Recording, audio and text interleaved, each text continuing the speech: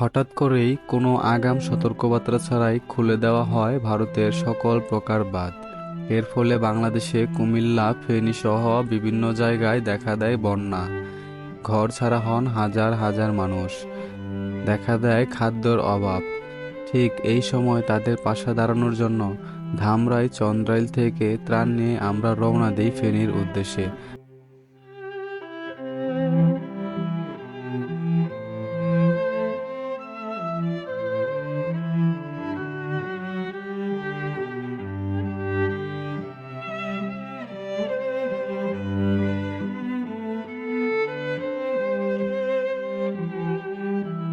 ঠিক সকাল 6টায় আমরা ফেনীতে পৌঁছে যাই।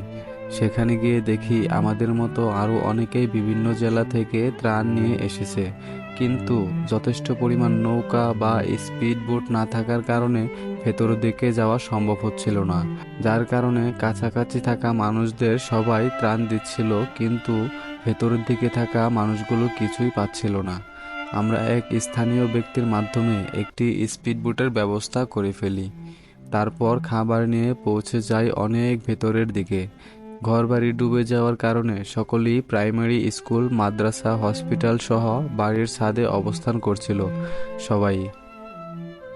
আমরা প্রথমে একটি প্রাইমারি স্কুলে যাই। সেখানে গিয়ে দেখি অনেক পরিবার একসাথে গাদাগাদি করে বসবাস করছে। আমরা সেখানে শুকনো খাবার বিতরণ করি।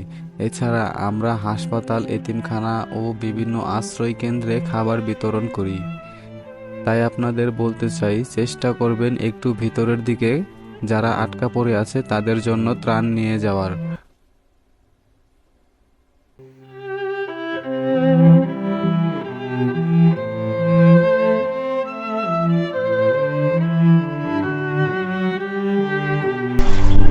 কিছু বলো।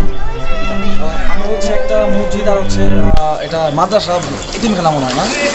এতিমখানা। আচ্ছা, মাদ্রাসা প্লাস এতিমখানা আর হচ্ছে এই পাশে মসজিদ। তো এখানে হচ্ছে ডোনেশন করে মানে আমাদের যে খাবারের টান সেটা দিয়ে বের হলাম। যে পানি একদম কোমর পর্যন্ত এরকম পানি দিয়ে আমাদের যেতে হবে। যে ভিতরে পানি সব ডুবে গেছে।